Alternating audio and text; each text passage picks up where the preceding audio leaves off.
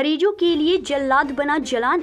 जी हाँ, लोगों के जान माल का शोषण करने वाला और बदनामी की वजह से सुर्खियों में रहने वाला सुपर स्पेशलिस्ट एशियन द्वारिका प्रसाद जलान हॉस्पिटल, जो कि धनबाद के बरटाड़ स्थित है, हमेशा अपने कर्मों की वजह से सुर्खियों में रहता है। दिनांक 5 फरवरी दिन मंगलवार को कुछ परिजनों ने जमकर हंगामा किया। मामला गोविंदपुर कन्हाईडी महाराजगंज निवासी प्रदीप मंडल जी के साथ घटित हुई है। प्रदीप मंडल जी की पत्नी ने आज से 5 दिन पहले एक बच्चे को स्टील गेट स्थित एक हॉस्पिटल तारा नर्सिंग होम में जन्म दिया था। सीजर के बाद जन्मा बच्चा ऑक्सीजन सही से नहीं ले पा रहा था, जिसके चलते बच्चे को जलान हॉस्पिटल में एडमिट कराया गया। बच्चे को आईसीयू में रखा गया। इस दौरान डॉक्टर परिजनों के भावनाओं से खेलते हुए परिजनों को बच्चे के पास जाने भी नहीं देते थे।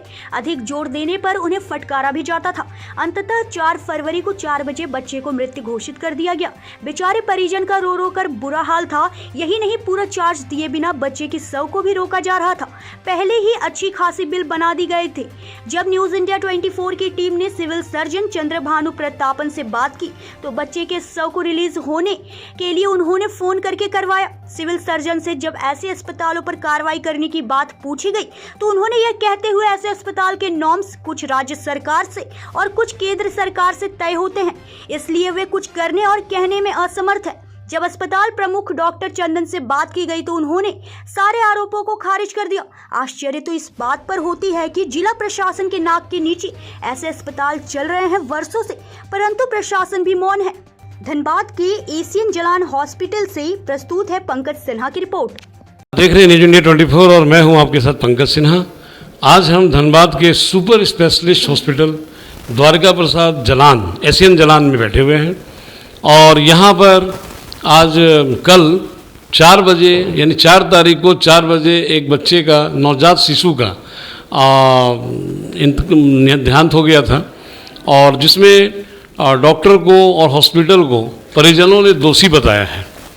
डॉक्टर जो कि धन्वंतरी के अवतार माने जाते हैं, जिन पर लोग आंख बंद करके भगवान की तरफ भरोसा करते हैं, आज कहीं ना कहीं उनकी विश्वसनीयता पे सवाल उठाया जाता है, उनके ईमानदारी पर सवाल उठाया जाता है। इसके पीछे क्या रीज़न हो सकता है हम जानेंगे यहाँ के डॉक्टर चंदन जी से। बोलिए श्रीमान जी। हाँ, नमस्कार। हाँ, मैं आपका कोई स्पेसिफिक क्वेश्चन हो तो पहले बता दीजिए। पहला मतलब कि क्वेश्चन तो सर हमारा ये है कि डॉक्टर जो कि धन्वंतरी के अवतार माने जाते हैं, जिन्हें लोग अपने आप को सौंप देते हैं पूरी तरह विश्वास करके, आज विश्वास उन पर से उठता जा रहा है। आए दिन ऐसे केसेज आते हैं जिन पे डॉक्टरों की ईमानदारी और उनकी नीयत पर ही सवाल उठाया जाता है। इसके पीछे जिम्मेवार कौन है? क्या परिजन जिम्मेवार हैं या डॉक्टर जिम्मेवार हैं? देखिए, किसी के इस पे जब डॉक्टरों पे जो सवाल उठाने के बात है, इधर कुछ सालों से इस तरह की परंपरा सी चली है कि लोग डॉक्टर को दोष देते हैं। ये किसी भी डॉक्टर को अगर वो इलाज करने के पहले बता देता है इसकी संभावना क्या है। इस केस में भी इनको क्लियरली बता दिया गया था, उनसे साइन भी करा लिया गया था कि इसकी संभावना बहुत कम है, क्योंकि बच्चा उस समय तक नहीं रोया था।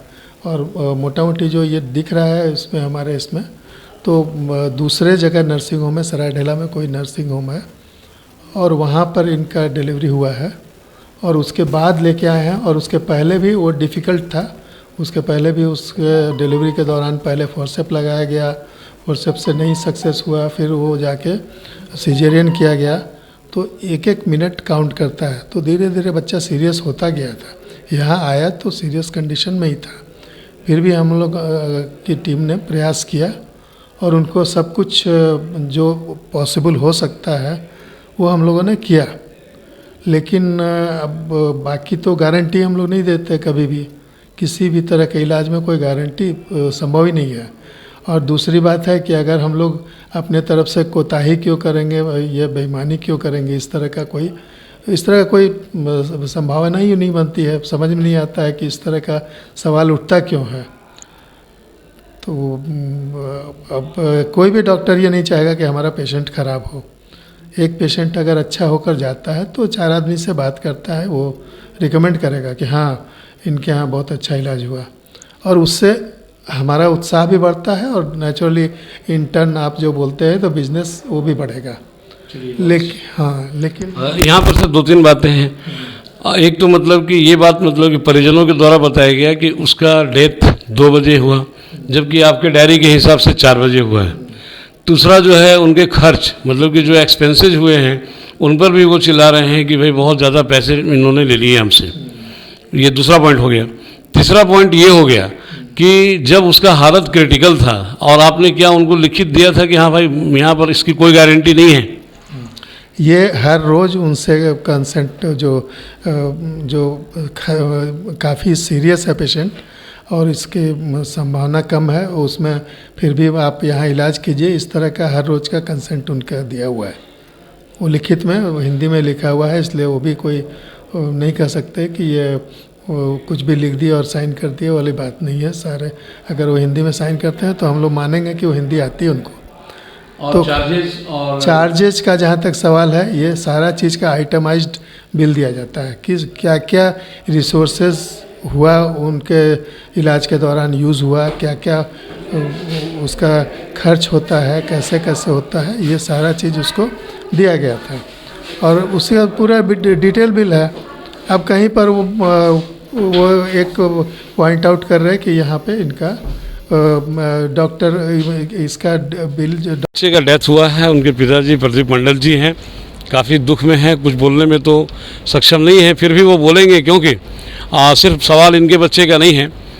इनके जैसे जैसे और भी कितने पिता हैं, अगर वो इस मैसेज को सुनेंगे तो ज़रूर उन्हें कुछ ना कुछ सबक मिलेगी और वो भविष्य के लिए अलर्ट हो जाएंगे।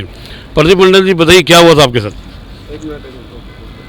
बच्चा का थोड़ा तबीयत ख़राब था तो उसके बाद यहाँ आके हम लोग एडमिट किए तो 3-4 रोज़ बाद आके यहाँ बच्चा बोला डेथ हो गया। जैसे परसों 2 दिन पहले हम पूछे तो बोला 10% रिकवर किया है और 4 तारीख को सुबह डायरेक्ट बोल रहा है 0.1% है। जिसमें बच्चा को ले आए थे उसमें बच्चा ठीक था? बच्चा उस टाइम ठीक था, थोड़ा रो रहा था, आवाज़ आ रही थी? नहीं, रो नहीं रहे थे, उसी कारण लेकर आए थे। रो नहीं रहे थे, उसी कारण लेकर आए थे। अच्छा, तो डिलीवरी कहाँ पे हुआ था? तारा नर्सिंग होम में। अच्छा, तो मतलब सीजर से हुआ था? हाँ, सीजर से हुआ था। जिस समय आप यहाँ पे लाए थे क्या आपसे कोई कागज़ साइन करवाया गया था कि बच्चे का हालत सीरियस है और कुछ होने पर हम हॉस्पिटल या प्रबंधन समिति इसका जिम्मेवार नहीं होगा? साइन बहुत कहीं कराया, हम पढ़े नहीं, उस टाइम थोड़ा बिजी थे। ये तो गलती है, आपका पढ़ना चाहिए था ना। नहीं तो पढ़े नहीं, उस टाइम बच्चा कंडीशन में इसलिए पढ़े नहीं। इनका कहना है, यहाँ के जो इंचार्ज हैं, जो हेड हैं, अभी मैं उनका बाइट लेकर के आ रहा हूँ, वो कह रहे हैं कि भाई मैंने उनको समझा दिया था कि देखिए बच्चे का कंडीशन क्रिटिकल है और उसके बाद उनसे सहमति लेकर के ही वहाँ पे एडमिट लिया गया था। क्या ये सही है? ये बात बताया गया था आपको? ये सब बताया कुछ नहीं था, उसको खाली लिख के अपने से हमको साइन कराया था बस। अच्छा, तो कितने दिन हो गए थे मतलब कि भर्ती किए हुए? 29 तारीख को किए थे। 29 तारीख को और 4 यानी कि 5 दिन हो गया था। कल तक 4 दिन तक, कल बच्चा डेट कर गया। हाँ, वही तो 5 दिन हुआ ना। तो 5 दिन में बिल कितने का बना? 5 दिन में बिल आपका 54,000 कुछ 60,000 का लगभग 60,000 का। हाँ। और इसके पहले क्या आपको ये समझ में नहीं है कि मतलब कि हालत सुधर रहा है, रिकवरी हो रहा है या और बिगड़ रहा है? हम लोग को देखने ना, डॉक्टर से खाली बात करते थे तो वो बोल रहा है कि सही हो रहा है, बस ऐसे बोल रहा था। पूछते थे तो देखने नहीं देते थे? नहीं, देखने खिड़की से बाहर देता था। धमकाया जाता था और ज़्यादा कुछ पूछते अपने से तो बोलता है जितना बोलते उतना सुनो, ज़्यादा बोलो मत, ऐसे बोल। धमकाया जाता था? हाँ, धमकाया। कौन धमकाता था आपको? डॉक्टर शुक्ला। डॉक्टर शुक्ला? अभिषेक शुक्ला। डॉक्टर अभिषेक शुक्ला। हाँ, क्या बोलते थे वो बोलते थे कि जितना हम कर रहे हैं ज़्यादा बोलो मत, जितना हम बोलते हैं उतना सुनो। डॉक्टर मैं हूँ, आप नहीं? हाँ, तो मतलब कि ये तो मतलब कि अंदर से बाइट ले लिए हम, तो कहीं ना कहीं ऐसी हरकतों के लिए एशियन द्वारका प्रसाद जलान जो है हमेशा सुर्खियों में रहता है। ऐसी घटनाएं यहाँ पे बहुत ही आम बात है और आश्चर्य की बात तो ये है कि जिला प्रशासन हो या और भी कोई संस्था इस पर मतलब कि कार्रवाई नहीं करते हैं और इनको एक्शन में नहीं लेते।